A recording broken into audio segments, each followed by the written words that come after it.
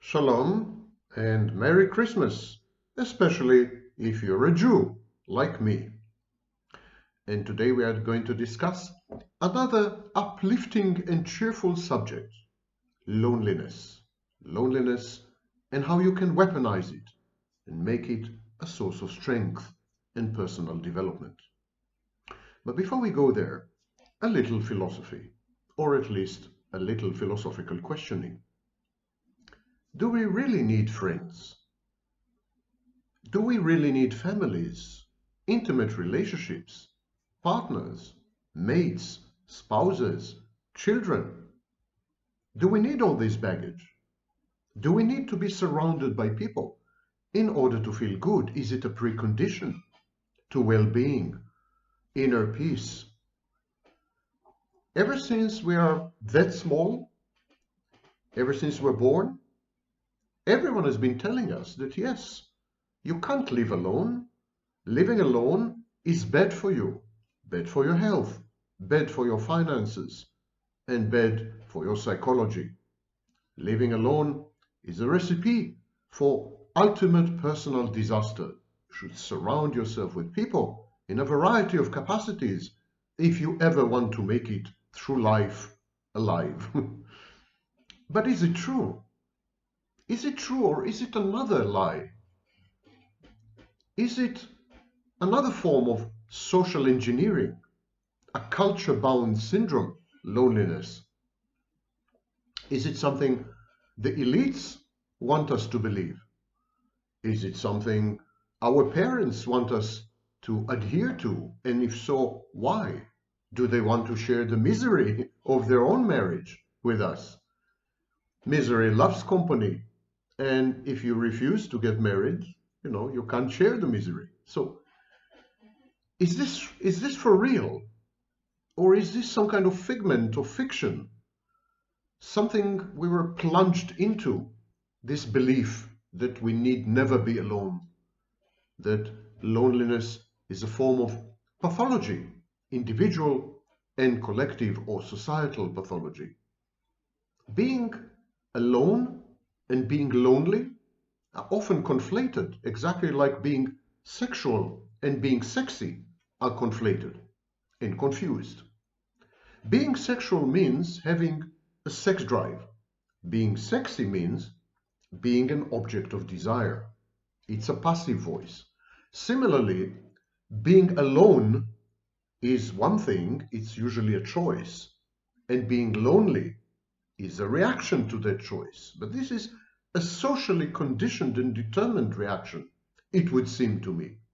People are lonely because they have been told repeatedly, they have been brainwashed into believing that being alone should make you feel lonely.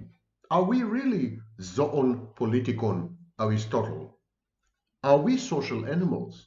Or, given the chance at technological self-sufficiency, do we reveal our true nature as atomized, schizoid creatures, loners, lone wolves? When technology renders us self-contained and self-sufficient, so many of us choose to not be with other people. So many of us find other people irritating, a nuisance, an imposition, and a burden. As so many of us are making this choice of remaining essentially alone lifelong, it raises this very crucial question. Do we naturally prefer to be alone in order, for example, to maximize the efficient allocation of scarce resources such as time and attention and personal energy and, of course, money? Is there a difference between loneliness and aloneness, apart from the societal interface or intervention? Are these bad? Are these self-defeating or even self-destructive lifestyle choices? If you look at the world, if you look at reality without pink-tinted glasses, loneliness and aloneness are actually rational choices. They're rational choices because the world sucks big time. It's even ominous, it's threatening. Reality today is hostile. It's not conducive to personal growth, development, inner peace, harmony. There's hopelessness everywhere. And whenever you try to reach out to someone, there's abuse. The friction between individuals had become absolutely life-threatening. Abuse is everywhere, in a variety of forms, passive-aggressive, aggressive, and in between. Hopefulness and abuse render self-isolation a rational choice. Hopelessness, abuse, climate change, intergender wars, the collapse of institutions, all institutions, from family to nation state, the disintegration of authority and expertise, all these make it rational, make it logical to not have children. And if one does not want to have children, what is the logic in having a family? So if you look at the world today and you do so impassionately, dispassionately, and you do so objectively, and you're not Pollyannish, if you look at the world today, you would do well. It would be rational of you to stay alone and not to procreate or propagate yourself or perpetuate yourself in any way. Let's start with the facts. The facts that I'm about to mention pertain to North America, mainly the United States and Canada. But North America is the harbinger and the beacon and the messenger of global trends, the canary in the mine. Via mass media and social media, North America propagates the seeds of transformation and change. They are, in a way, agents of global change. So whatever you see today in the United States and in Canada is going to come to a theater near you very soon. It's going to affect your country, your culture, your society, your relationships. Talking about or analyzing the United States and Canada is like discussing the future.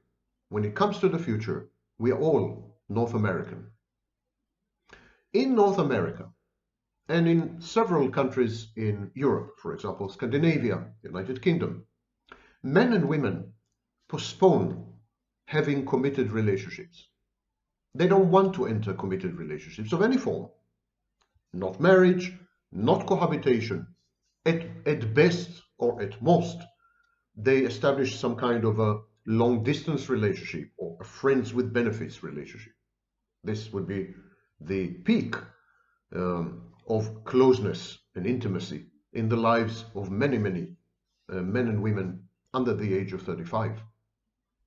So men and women are no longer having committed relationships. They focus instead on their studies, their careers, having fun, traveling, what they call self-development. People, men and women, had sacrificed intimacy, relationships, and what comes out of relationships, for example, having children. They've sacrificed this in favor of self-centered, self-focused emphasis on personal evolution. By the time women, and it's mostly women, start to seek intimate partners, men had already moved on. Men had become used to no strings attached sex and to solitude. They refused to commit or to invest. After the age of 35, the majority of men refused to enter committed relationships of any kind.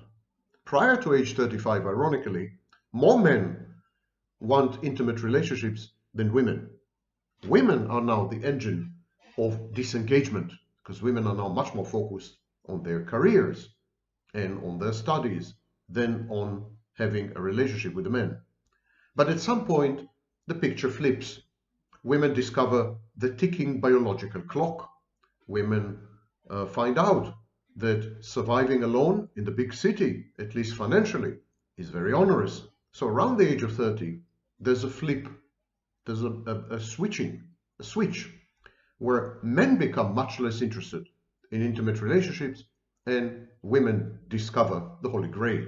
But at that point, there's such a mismatch between men and women, 80% of women at the age of 30 or older are looking for intimate relationships, committed relationships, one-on-one relationships, true, deep, including, if possible, love, but only 40% of men are now available emotionally to establish such a liaison, such a diet.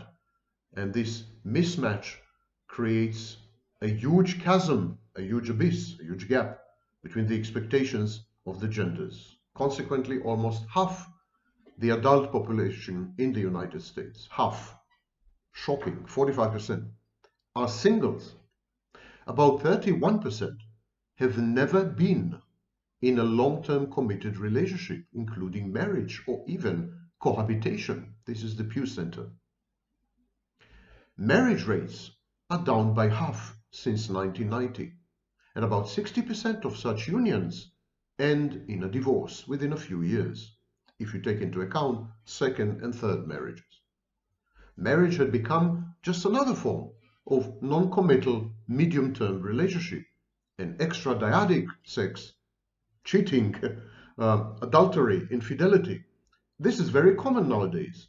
About 40% of women and probably 60% of men commit adultery at any given year.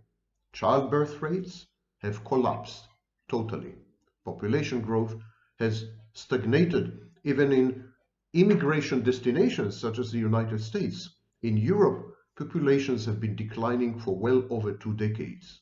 And many countries in Europe have fewer citizens today than they had in 1989, for example, when the Iron Curtain was torn asunder.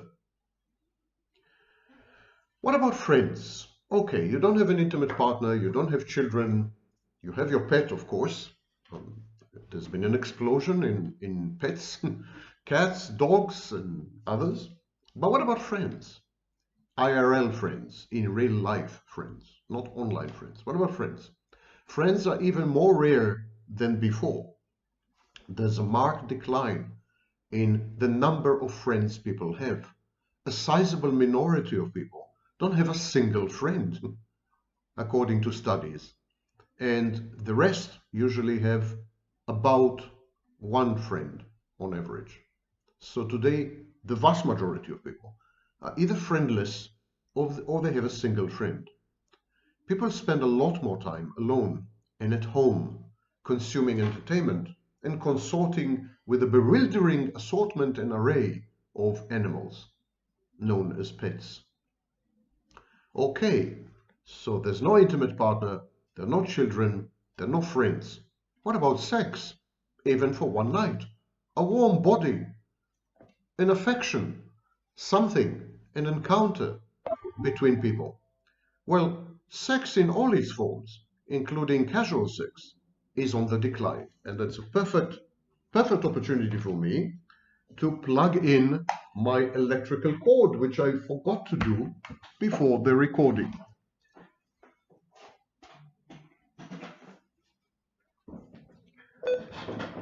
You thought you got rid of me, eh? Not so fast, not so fast. Sex in all its forms, including casual sex, is on the decline. Celibacy and sexless relationships, on the other hand, are today the norm. There is a marked rise of sex with artificial intelligence apps and replicas. There's sex with sex dolls, and there is an explosion, a supernova, of production and consumption of online pornography, including, and maybe especially, self-pornography. Sex, real sex, two bodies touching each other, merging with each other, swapping fluids and perhaps a bit more, experiencing some kind of intimacy, however fake or fleeting. This kind of sex is becoming exceedingly rare. The frequency of sex, even among the young, has declined by close to 25% over the past 10 years. And in many, many countries, Japan and the United Kingdom, for example, sex is anything but obsolete among the young, and a rare, very rare occurrence among older people. Many, many people simply give up on sex altogether. Now, people used to go to work They used to go to an office, and that was how and when they had contact with other people. They didn't have a family, they didn't have an intimate partner, they didn't have sex, they didn't have friends, but they were forced to interact with other people in the workplace. This kept their social skills more or less honed. But long before the pandemic, telecommuting, flex time, and other developments in the workplace had eliminated this last bastion of human contact. Come the pandemic, and everything fell apart.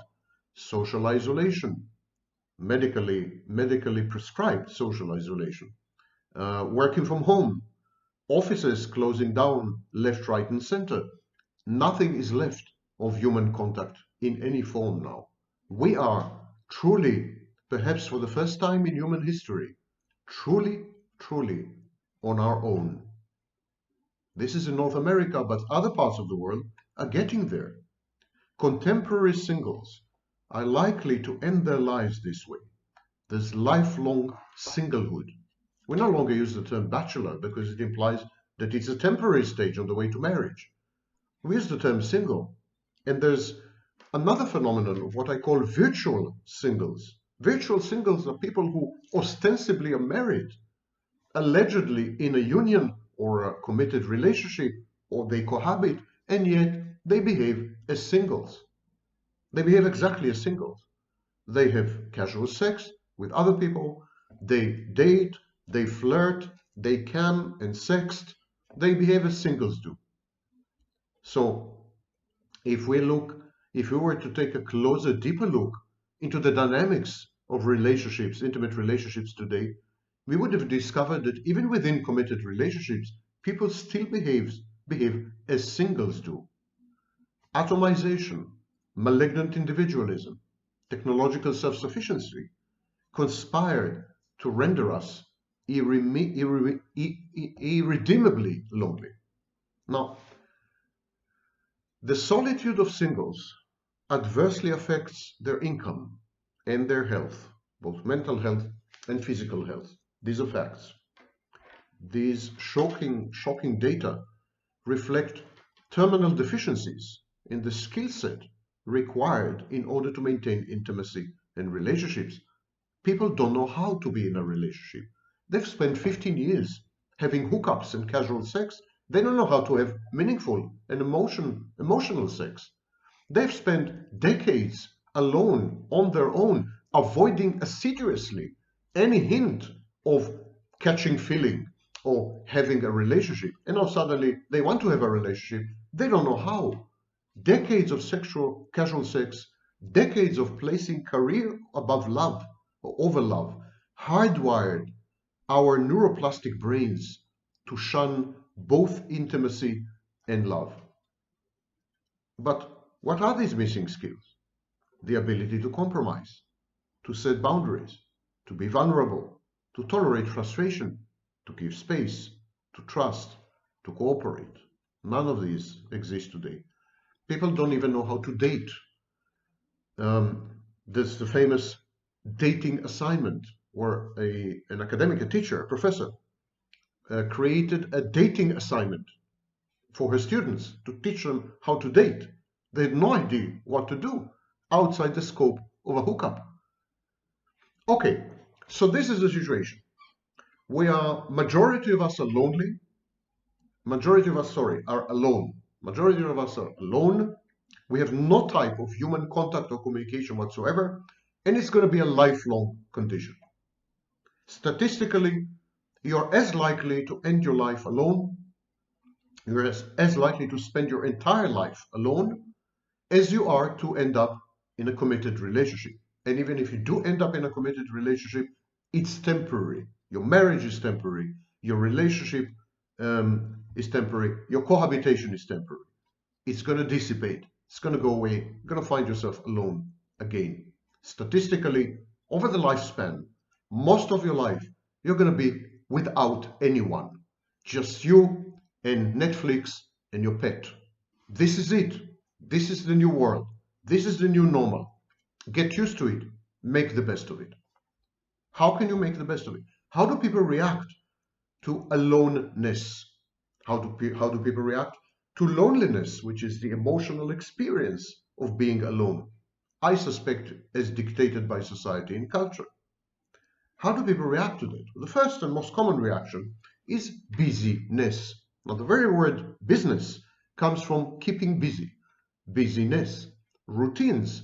So people fill their days, with all kinds of activities, and these activities are structured. They have dates, they have times in the day. And so people get up in the morning, they make their first coffee, they go to work virtually via Zoom nowadays.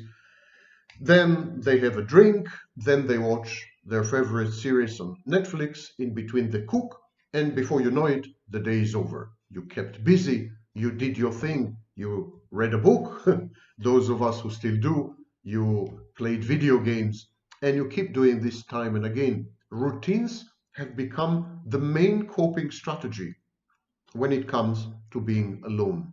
People are becoming more and more habituated creatures of habits.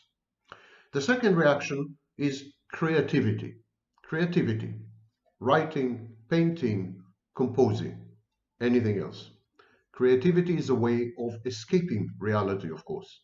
When one is creative, one actually constructs an alternative universe where one can pretend that one's true and real existence is suspended. Hans Eysenck compared creativity to a psychotic process. He actually claimed that psychoticism, one of the main characteristics of personality, has to do with creativity, implying that creative people are a bit cuckoo or lala. So the thin line separating creativity from madness is still there, and very often we do cross it in these lonely times. When people are alone, they tend to create, hence the enormous explosion in Amazon Kindle self-published books, in Instagram posts, in photography, in everything creative. People are creating left, right, and center. Their dogs are creating. Their cats are creating. Creativity is everywhere. It's an explosion of escapism. It's an attempt to deny reality by creating your own. It's to wave goodbye. Some of it is good. Creativity is good in principle. It's disruptive, it changes our view of the world, it teaches us new things, it leads us down paths which are untrodden. It very often opens our eyes and allows us to better our lives. But when creativity is compulsive, when it is a substitute for reality, it is a pathology. And I would say that most creativity nowadays is pathological. The next way of coping with aloneness is magical thinking, is the belief that you're alone by choice. So there's a lot of grandiosity and defiance here. I'm alone because I choose to be alone. I feel better when I'm alone. I love it to be alone, etc., etc. Not because I'm a failure at relationships and I have no idea how to manage intimacy, but because I'm choosing to. But then this leads to magical thinking. If you are the one who had created your own world, who had formed your universe, and you're godlike, and this is a bit narcissistic or a lot narcissistic. Magical thinking and narcissism go together. And so people who believe in magical, people who think magically, they believe that by dint and by force of their own wishes and cognitions, they can affect actual change in the world. If they just want something bad enough, they will get it. If they put their mind to it, something will actualize, manifest, and get realized. The Secret, the law of attraction, and other such nonsense. So, people who engage in magical thinking believe that the universe is there to serve them. They can rearrange and reorganize the universe in self-efficacious ways. They can extract favorable outcomes from the world and from other people just by thinking about these outcomes. They don't really need to work or to invest or to study or to do research or anything. All they have to do is sit there and really, really want something or really, really be convinced of something. Magical thinking is a fabulous way of countering loneliness or countering aloneness. Because if you're the king of the world, and if the universe is at your beck and call, and the universe obeys you, then you don't really need anyone because you're godlike. People mistakenly identify intimacy with neediness, especially in today's age. People conflate and confuse intimacy with clinging. If you want to be intimate with someone, you're needy and you're clinging and you're demanding and you're nagging, and it's not okay. So to be godlike, to have this magical thinking, if I only put my mind to it, things will happen. That renders you divine. You become a divinity or a deity, and you don't need anyone. You don't have to cling to anyone, and you don't depend on anyone. You're utterly self-contained and self-sufficient. You are the world. We are the world. Yeah? You are the world. If you are the world, you never feel lonely. That's a very common mechanism or strategy of coping with aloneness. Another one is itinerancy. Itinerancy is desultory life. Having a life which is disjointed, has no continuity, no unifying thread, no direction, no goal, no theme.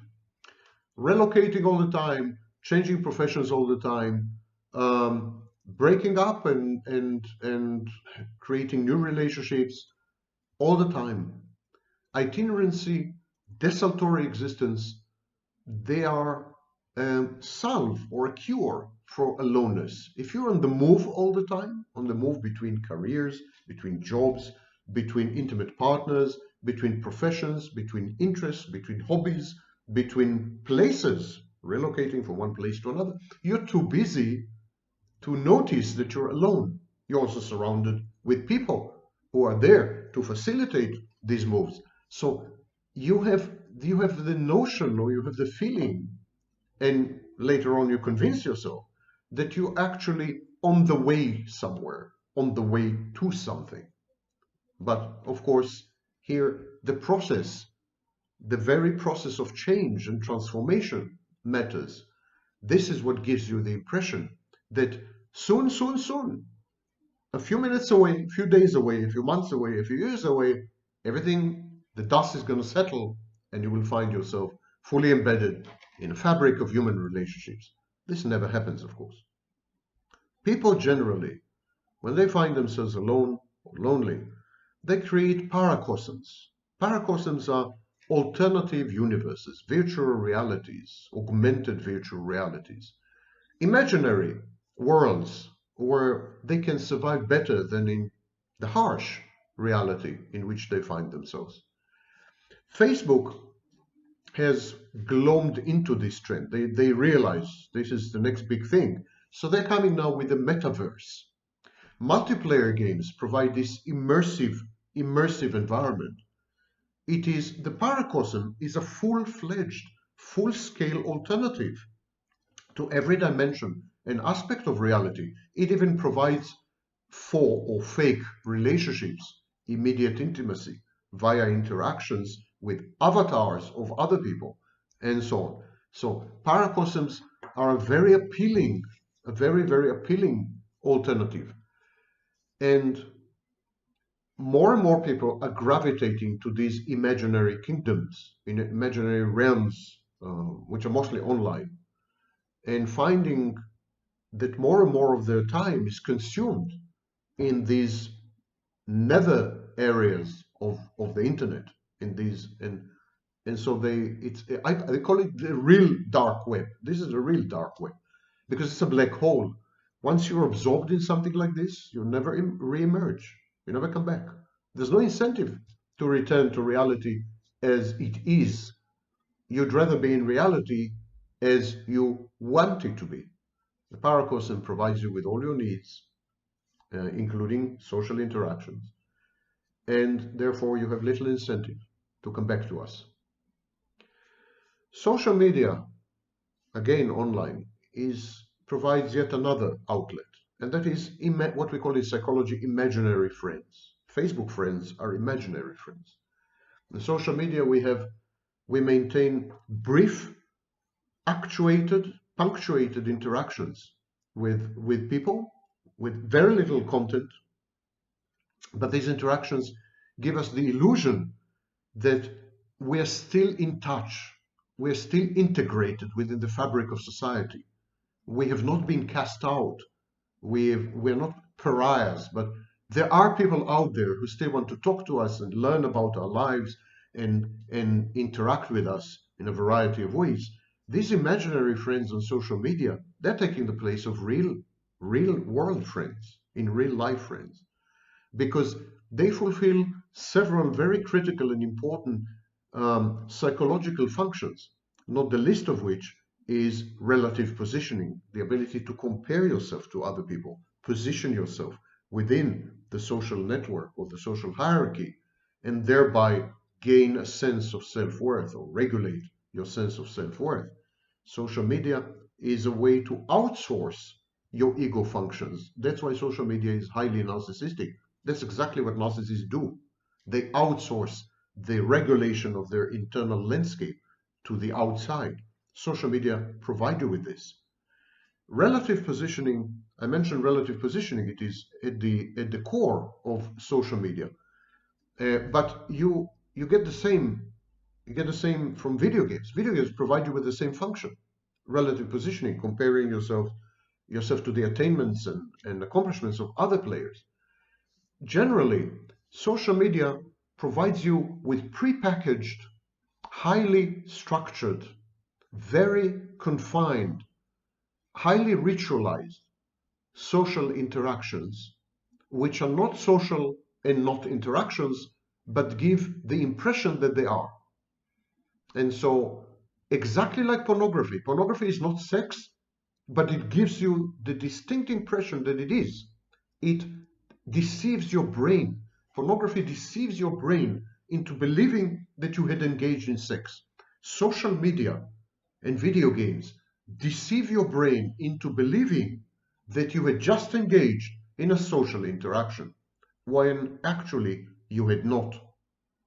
Many people focus when they're alone on skill acquisition and self-improvement. They delve deep into self-help literature, or they study a new language or acquire a new skill via online certification, or this or that. Alone times are very good in this sense. They do give you the peace of mind and the emotional and psychological wherewithal to evolve on a personal level. But the problem is that a lot of this skill acquisition, a lot of this self-improvement and self-help is not goal-oriented. It is the goal. It is another form of keeping busy. It's not an integral part of some personal plan of evolution and self-growth. It doesn't lead anywhere. It's a dead-end activity, which is not part and parcel of some path or journey at the end of which there is self-actualization. So people study new languages, but then they do nothing with it. Or they study a new skill just in order to while the time away and to be able to say that they have another skill. Or they go into self-help and then form their own opinions and become instant experts on everything. It's a problematic strategy because, again, it gives the illusion of leveraging your alone time, maximizing the utility of your loneliness to improve yourself. But in reality, you're not doing anything of the kind. Many people, in a desperate attempt to belong, become conspiracy theorists. Conspiracism is a psychological trait which predisposes one to believe in conspiracies. It is closely aligned and closely allied with victimhood. Victimhood is another personality construct or personality trait. Victimhood and conspiracism usually go together. Conspiracy theories regard themselves as victims of conspiracies, which is a bit self-aggrandizing, of course. But conspiracies and victimhood provide one crucial thing.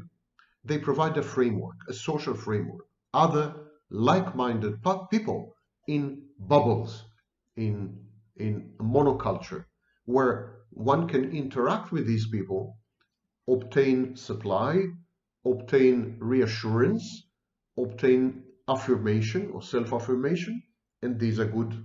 This creates good feelings. It feels good.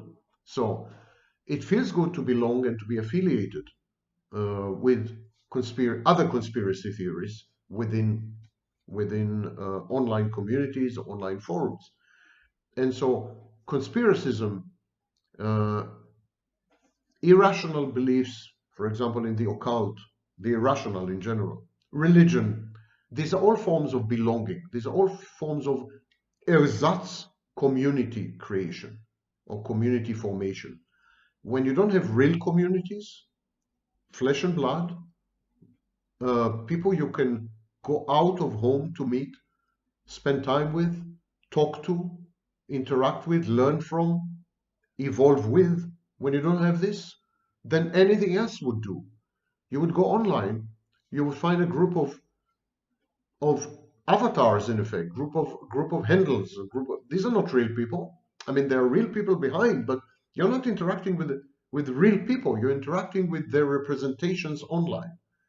So interacting with representations, interacting with symbols, interacting with narratives, with stories, with artificial sets of symbols, these are substitutes to the real thing. The real thing is acting social, being social, having a social circle, socializing, being gregarious, engaging in social activities. People who don't have that or have no access to that anymore in a fragmented, alienated, and disjointed urban landscape, these people go online and they adopt and get adopted into what appears to be communities of symbols, communities of representations, actually. And that's the best they can do. They do become, however, heavily emotionally involved. They're invested in protecting the newfound community. They often become even aggressive. Regrettably, all this seems to lead to a massive increase in mental illness, especially anxiety disorders, depressive illnesses, and substance abuse. There's a massive explosion in mental illness. It has started long before the pandemic, but the pandemic, of course, catalyzed it and accelerated it to the point of no return, to the breaking point, in my view. But long before the pandemic, the more people became atomized, the more they were alienated, the less or the fewer social interactions they were exposed to, the more time they spent alone, trying to cope the best they could, trying to conjure up alternative worlds and alternative occupations and hobbies, and trying to somehow fulfill their life with content, to somehow self-gratify, to believe counterfactually that they are going somewhere, evolving or developing or improving. When all this fails, and it invariably fails in the absence of other people, because we all need observers, we all need friends, we need input. We need input. We need feedback. We need feedback loops for calibration, self-correction, and so on. When all these are absent, or when they're skewed, and online they're often biased, the information you get online, the feedback you get online, it's often biased, often prejudiced, very often aggressive and hateful. So ultimately, the majority of people who find themselves all alone for prolonged periods of time develop one kind of or another of mental illness. Substance dependence is extremely common, but anxiety and depression are catching up. They develop impaired reality testing, they become avoidant, they withdraw, they become hypervigilant and aggressive, and they end up in bad shape. The thing is, this is a process that is extremely difficult to reverse.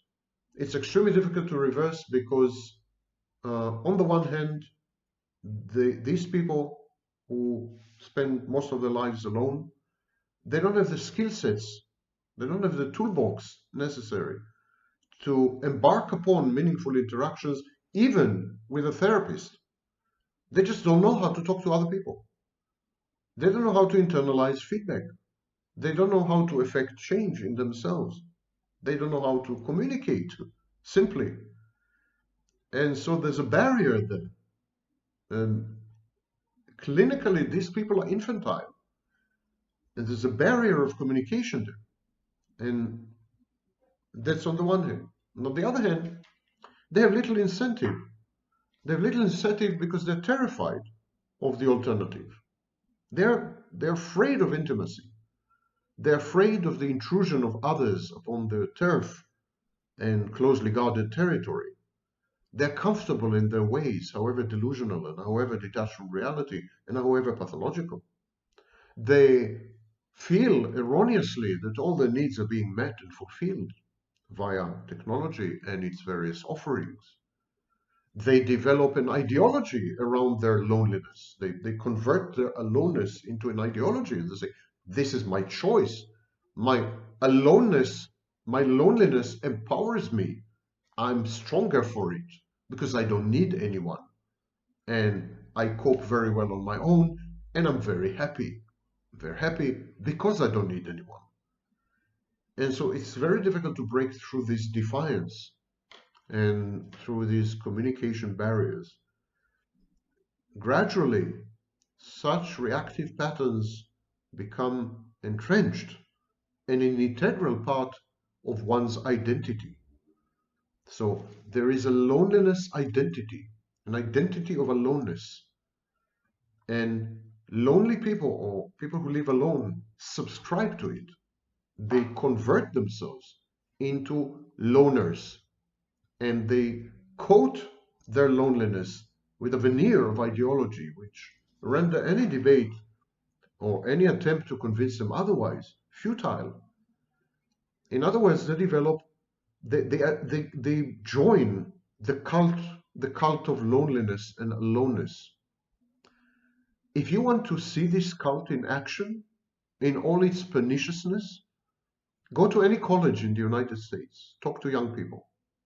They firmly believe in a world without emotions, without attachment, without intimacy, without connection, and without relationships. They make it a brand of an ideology. They're proud of it. They pursue it with force and vengeance. They penalize anyone who dares to doubt this dogma. And so this is the generation that later on become adults and are incapable of ever joining another in any endeavor, romantic or otherwise, totally atomized, floating through space until the end of their natural lives. And we are not talking about 4% of the population, we're talking about half the adult population.